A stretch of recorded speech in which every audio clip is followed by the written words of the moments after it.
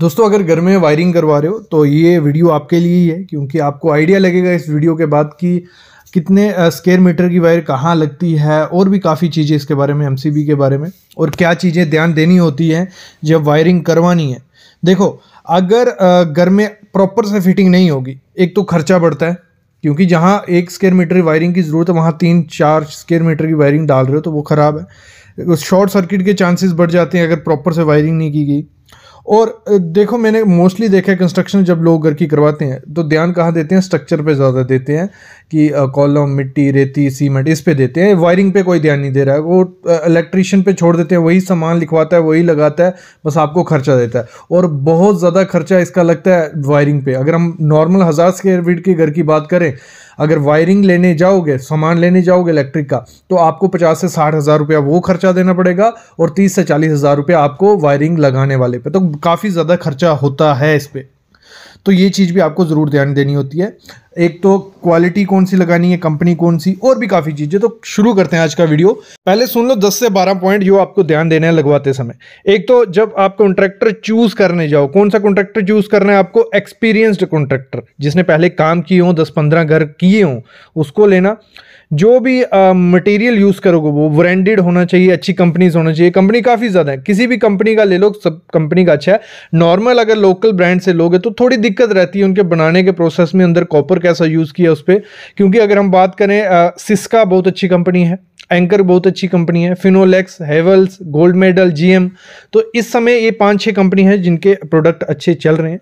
दूसरी चीज़, जब भी आप अपने घर में जरी करवाओ, इलेक्ट्रिक वायर के लिए आपने कंडक्ट पाइप डालनी है, स्लैब पे डाल दी, ठीक है, लेकिन उसको नीचे तो उतारना है दीवारों पे। और दीवारों पे जब उतारोगे तो दीवारों को कोई स्ट्रक्चर को कोई हानि, मतलब उस हानि नहीं पहुंचे।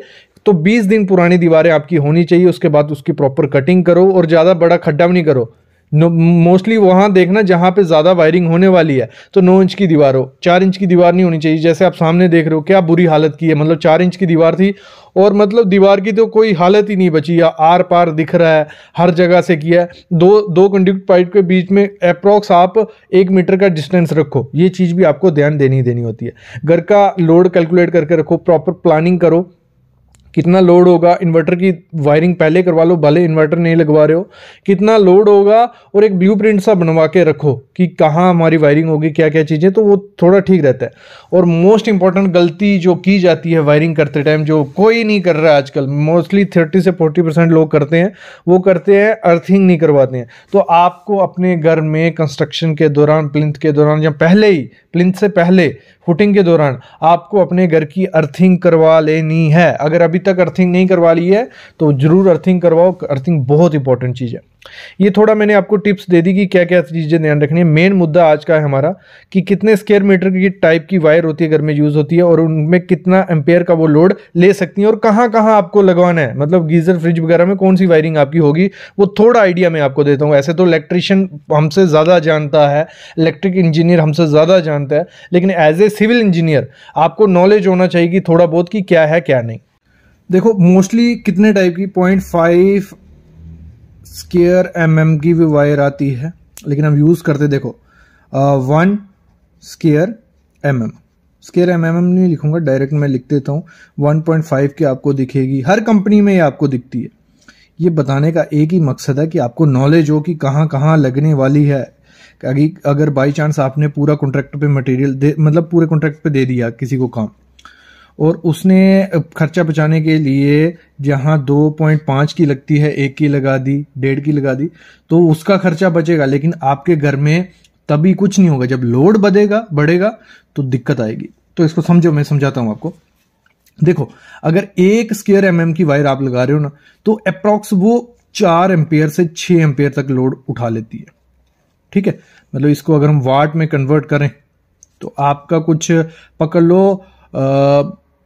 800 से 1000 वाट तक वो वायर लगा लेगी, अगर उसमें लूपिंग नहीं है। लूपिंग समझो क्या है, मतलब हमारी कोई वायर आ रही है, उसमें अगर आप जितने कट डालोगे, जितने पॉइंट्स दोगे उसमें से, तो वो लूपिंग होगी। और लूपिंग से क्या होता है, शॉर्ट सर्किट के ज्यादा चांसेस बढ़ जाते हैं, क्योंकि जब लोड बढ़ेगा, यहां मतलब एक तो प्रॉपर टेपिंग नहीं करते हैं, गम लगा होता है टेपिंग पे, तो थोड़े टाइम बाद वो गम निकल जाता है, तो शॉर्ट सर्किट के जैसे लोड बढ़ेगा ना, यहाँ आग लगने के चांसेस ज्यादा होते हैं। तो लूपिंग कम रखो अपने घर में जितनी पॉसिबल हो।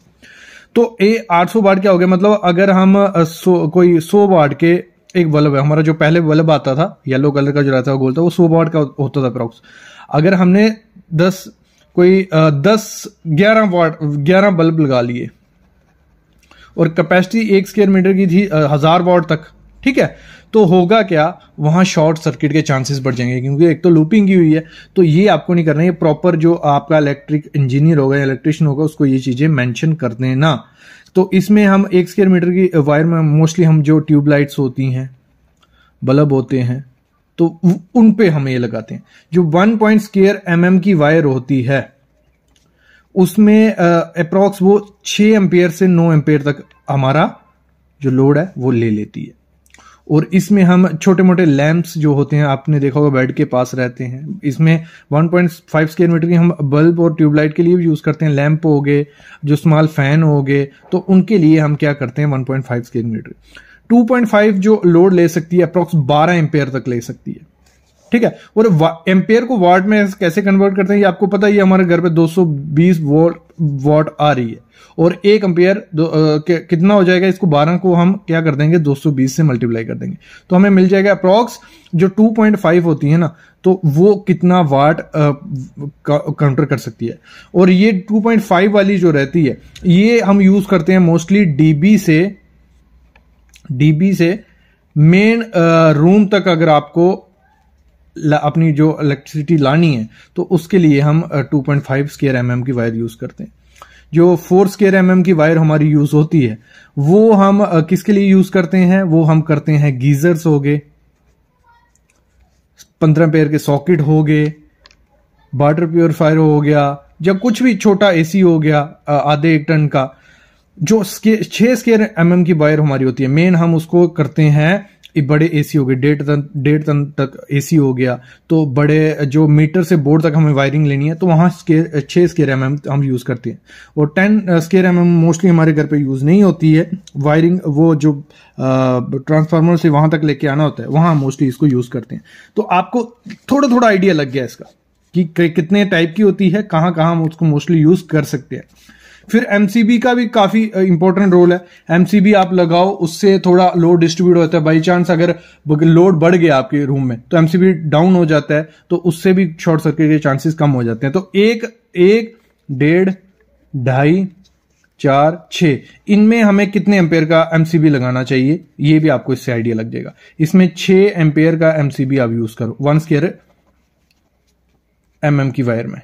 फिर इसमें 10 एम्पेयर का एमसीबी आप यूज करो, इसमें 20, इसमें 32 और इसमें 40।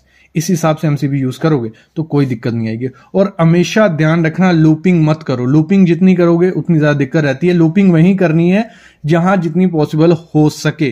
तो ये चीजें अगर आप ध्यान दोगे तो आपका खर्चा भी काफी घटेगा और आपकी जो घर है वो सेफ रहेगा। तो मेरे ख्याल में अगर घर के ओनर को इतनी थोड़ी थोड़ी चीजें पता होंगी तो वो आगे अच्छे से करवा सकता है काम। तो अभी मैं अलविदा लेता हूँ। Thank you guys.